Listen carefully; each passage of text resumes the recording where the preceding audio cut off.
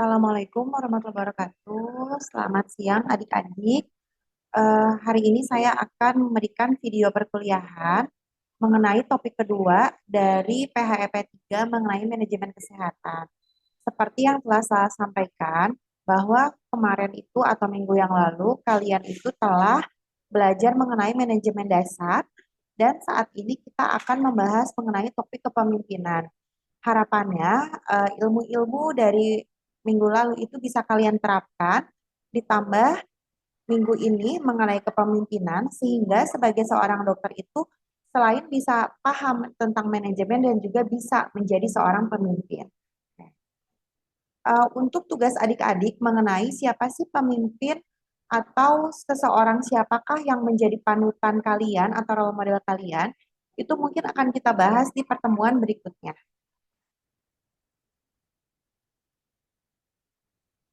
Jadi untuk saat ini yang akan saya paparkan itu mengenai teori kepemimpinan.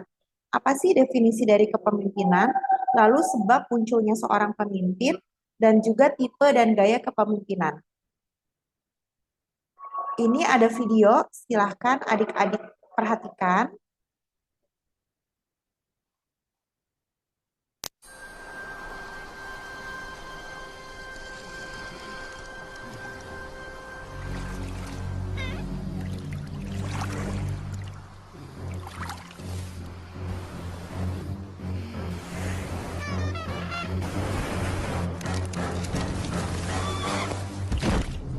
Video kedua.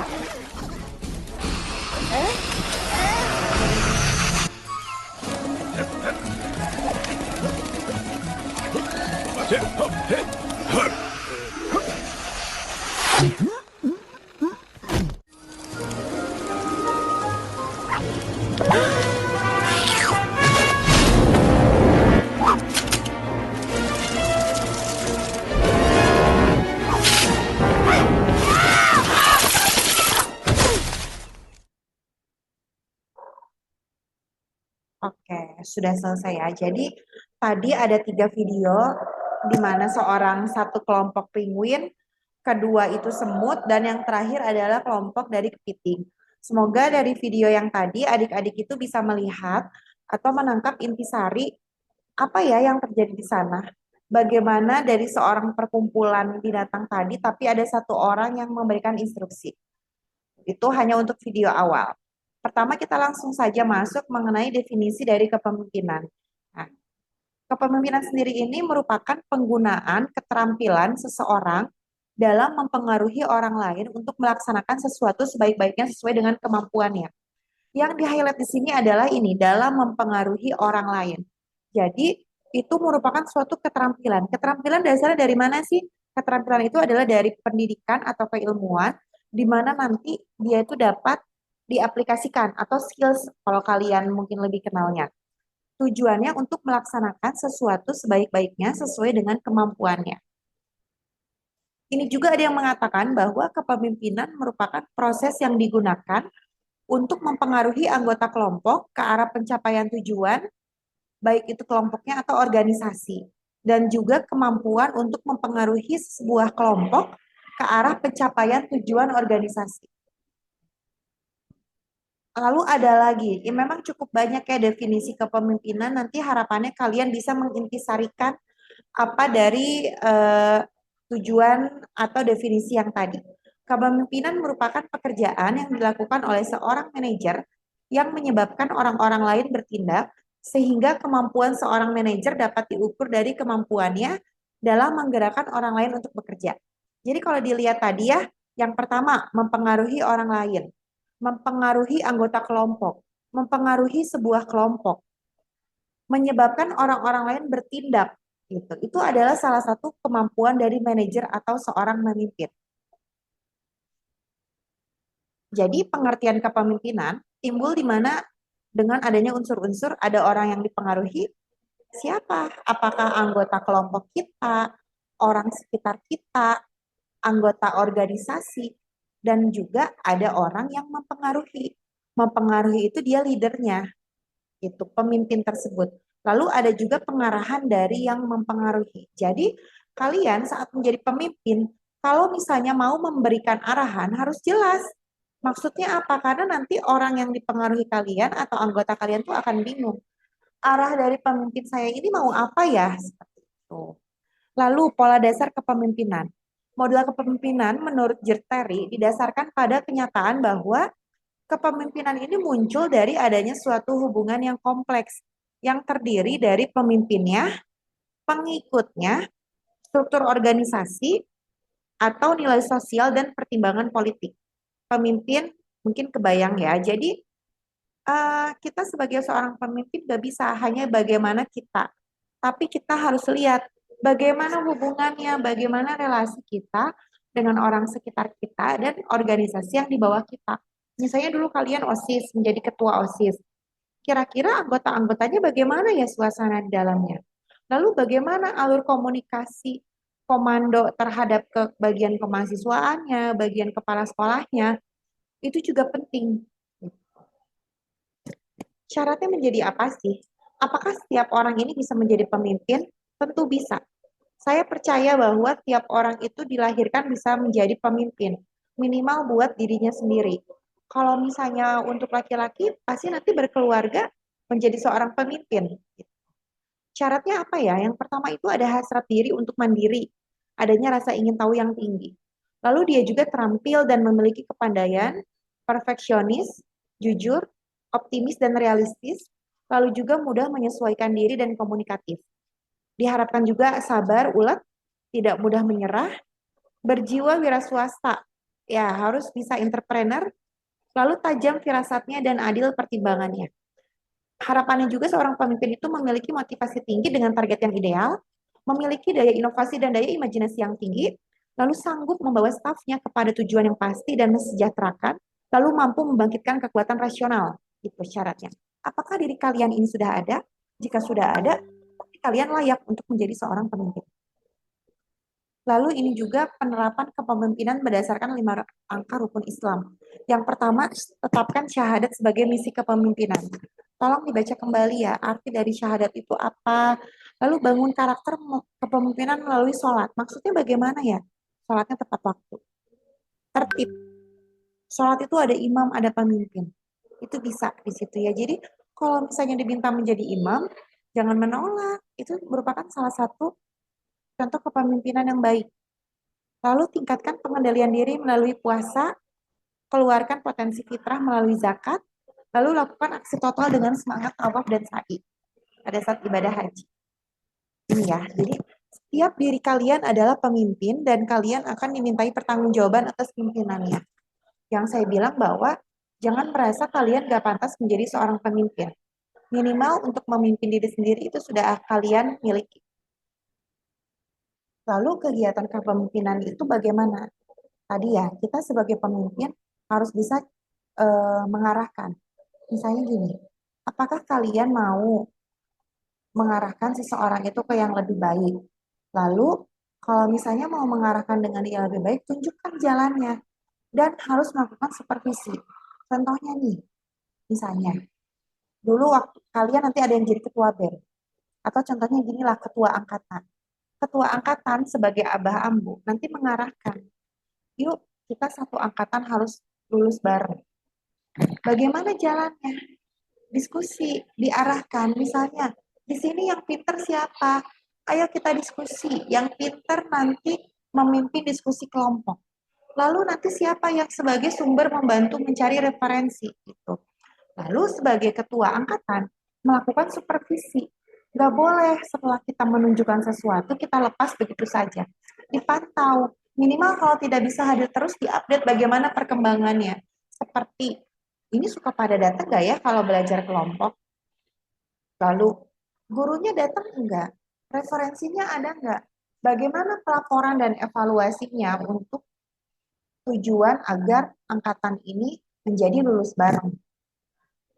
Mengkoordinasikan hasil yang sedang atau yang dilakukan.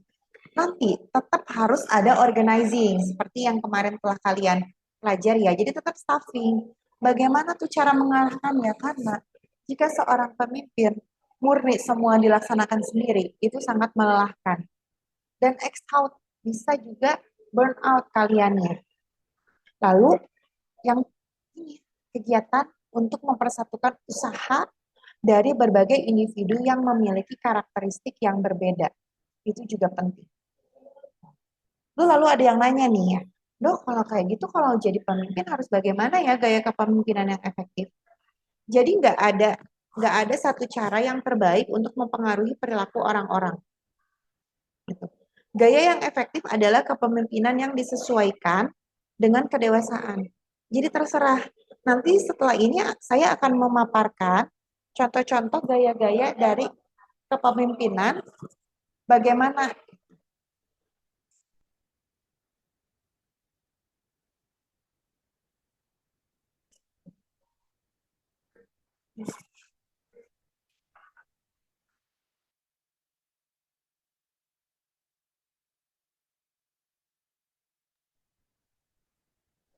Oke.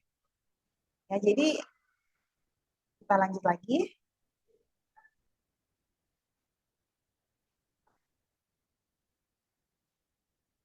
Apa yang harus dilakukan? Yang pertama itu mengkaji situasi mereka, orang-orangnya, tugasnya, dan organisasi. Lalu luwes dalam menggunakan berbagai keterampilan dalam keseluruhan gayanya. Jadi mau bagaimana gaya pun itu dibebaskan oleh seorang pemimpin. Terserah kalian mau milih yang mana, yang penting bertanggung jawab, lalu nanti bisa menjelaskan bagian tugas-tugasnya, dan juga mempertimbangkan untuk memodifikasi unsur-unsur pekerjaan mereka guna memperoleh kesesuaian yang lebih baik dengan gaya yang mereka sukai. Misalnya gini, semua orang mungkin memiliki gaya kepemimpinan yang ingin baik, tapi apakah selalu harus baik, selalu harus kita lunak? Itu enggak. Jadi kalau misalnya anggota kitanya itu kurang bagus, kitanya harus tegas, ya kita nggak harus lunak seperti itu. Jadi tetap harus ada ketegasan. Atau kita menyesuaikan, kita mendengarkan apa permintaan dari staff kita atau bawahan kita. Kita maunya seperti apa nih? Ini faktor-faktor dan efektivitas dari kepemimpinan. Ada kepribadian, pengalaman masa lampau dan harapan pemimpin, lalu harapan dan perilaku atasan, adanya kebutuhan tugas yang jelas, karakteristik pengharapan dan perilaku bawahan, lalu iklim dan kebijaksanaan organisasi, harapan dan perilaku rekan. Ini ada video.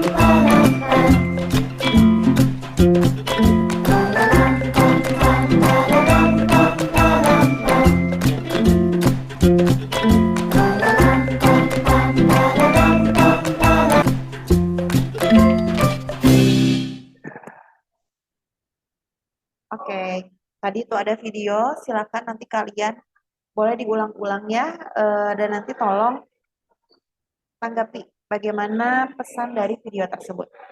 Berikutnya saya menjelaskan mengenai tipe dan gaya kepemimpinan. Jadi gaya kepemimpinan itu cenderung sangat bervariasi dan berbeda-beda. Maka dapat diklasifikasikan berdasarkan beberapa aspek, bisa aspek perilaku, aspek kekuasaan dan wewenang, lalu aspek situasi yang dihadapi. Untuk perilaku sendiri ini ada gaya kepemimpinan yang positif sama gaya kepemimpinan yang negatif. Untuk positif yaitu beranggapan bahwa pada hakikatnya manusia bersedia melakukan pekerjaan dengan baik apabila diberi kesempatan dan dorongan yang cukup. Berikutnya, pimpinan memberikan motivasi, memperhatikan dan menyediakan sarana, serta memperhatikan beban kerja yang ada. Jadi kalau positif itu ya baik ya. Misalnya gini, kalau misalnya seseorang pemimpin memberikan instruksi dengan baik, maka nanti juga akan dikerjakan dengan baik. oleh bawahannya. Lalu seorang pemimpin harus memberikan motivasi, memperhatikan ada nggak sarananya, dan ini kira-kira beban kerjanya berlebih nggak? Itu salah satu contoh yang positif. Untuk yang negatif, ada perkataan gini, harus dipaksa untuk bekerja, sehingga pemimpin memotivasi dengan menciptakan rasa takut. Kalian ini mau yang mana ya? Ada otoriter, demokrasi, partisipatif, sama laissez-faire. Sebelumnya saya jelaskan dulu ya, jadi bahwa gaya kepemimpinan ini bisa berdasarkan situasi. Gaya ini menekankan pada situasi yang dihadapi baik oleh atasan maupun bawahan. Yang pertama, memberi pengarahan atau perintah dan memberi dukungan dalam menjalin hubungan antara atasan dan bawahan, lalu memecahkan masalah dan membuat keputusan. Tipe kepemimpinan ada otokratis, militer, paternalistis, karismatik, dan demokratis. Otokratis itu apa ya? Yaitu menganggap organisasi sebagai pemilik pribadi dan mengidentikan tujuan pribadi dengan tujuan organisasi. Menganggap bahwa sebagai alat semata-mata, di bawahan itu sebagai alat semata-mata. Lalu tidak mau menerima kritik, saran, pendapat, terlalu tergantung kepada kekuasaan formalnya. Dalam tindakan pergerakannya sering menggunakan pendekatan yang mengandung unsur paksaan, menghukum, otoriter lah istilahnya gitu untuk otokratis. Untuk militer sendiri ini biasanya dalam menggerakkan bawahannya itu sistem perintah yang lebih sering dipergunakan. Lalu dalam menggerakkan bawahannya senang bergantung kepada pangkat dan jabatannya. Jadi kamu ini levelnya apa ya? Saya di atas kamu. Tolong ikutin perintah saya. Lalu senang pada formalitas yang berlebih-lebihan. Yang keempat, menuntut disiplin yang tinggi dan kaku dari bawahan, lalu sukar menerima kritikan dari bawahannya, dan menggemari upacara-upacara untuk berbagai keadaan. Untuk yang paternalistis, dia menganggap bawahannya manusia yang tidak dewasa, bersikap terlalu melindungi, lalu jarang memberikan kesempatan kepada bawahannya untuk mengambil keputusan, jarang memberikan kesempatan kepada bawahannya untuk mengambil inisiatif, dan juga jarang memberikan kesempatan kepada bawahannya untuk mengembangkan daya kreasi dan fantasinya, lalu sering bersikap maha tahu. Jadi nggak mau ngedengerin.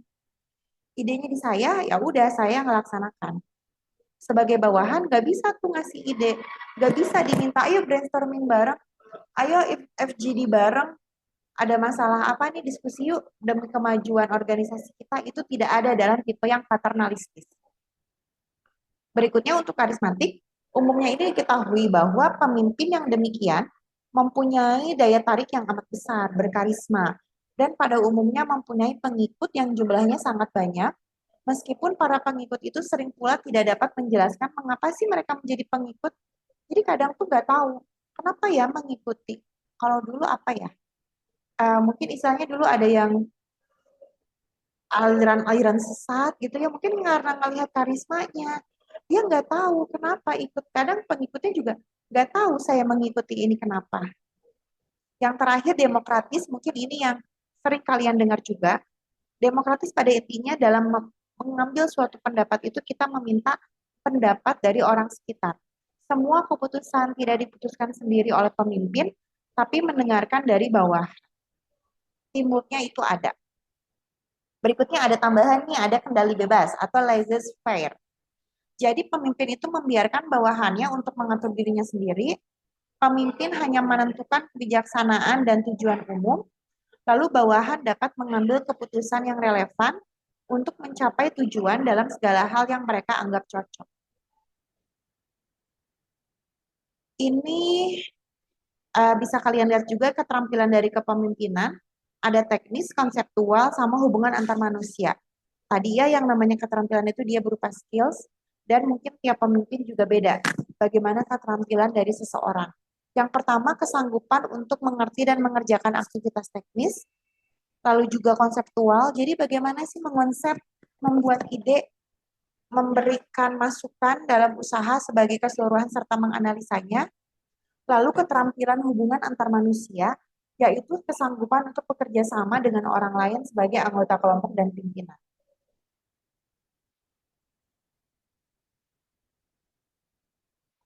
Ini perannya juga boleh kalian baca ya. Jadi ada peran interpersonal, informasional, dan pengambil keputusan. Silakan dibaca. Berikutnya saya juga menjelaskan beberapa teori-teori. Yang pertama ada teori tritis, ya ini disebut juga teori serba sifat yang penelaahannya terutama membicarakan tentang sifat-sifat kepemimpinan secara induktif. Ada 5 ahli, yaitu bisa kalian lihat ya, ini cukup terkenal teori-teorinya. Yang ini ada authoritative, jadi sifat-sifat kepemimpinan itu dari seseorang ada 10. Nah, energi, ada memiliki selera memimpin, entusiasme, ramah tamah, pemersatu, mahir teknis, sanggup mengambil keputusan, cerdik, itu pentingnya kecakapan dalam mengajar tadi, karena kan mengajak sesuatu, mengarahkan. Lalu juga imannya harus kuat. Jadi jangan stres, jangan gampang baper, harus bisa mengontrol dari emosi. Berikutnya menurut Chester Barnard, jadi pertama kelebihan atau superioritas di bidang-bidang teknik kepemimpinan dan kebulatan tekad memimpin. Uh, Lalu juga pada kelebihan teknik kepemimpinan di bidang keterampilan fisik dan teori. Yang kedua, kelebihan dalam kebulatan tekad memimpin. Dimaksudkan bahwa jadi sang pemimpin itu harus memiliki tekad yang bulat yang kuat dan berkemauan keras agar tujuan atau goalnya tercapai. Kalau menjadi pemimpin dia nggak tegas, nggak punya visi misi yang jelas, nggak bertekad, nggak akan bisa bawahannya mau ikut. Bagaimana tujuan dari organisasi tersebut tercapai? Lalu ini Erwin Sell, jadi sifat yang paling diutamakan yang harus dimiliki oleh seorang pemimpin, adanya minat dan keramahan terhadap yang dipimpinnya, adanya daya tarik pribadi dan berilmu. Ini yang George R. Terry, ini tadi definisinya sudah kita sering ulang-ulang di depan ya. Sebenarnya sih hampir sama ya. Pada umumnya emosinya harus baik, penuh energi, bersemangat, keinginannya harus kuat, pengetahuannya baik. Ini Henry Fayol lebih menekankan kepada rohaninya, bagaimana moral, erudisi dari seorang manajer atau pimpinan. Mungkin itu untuk perkuliahan hari ini. Silakan selesaikan kuisnya dengan baik. Terima kasih.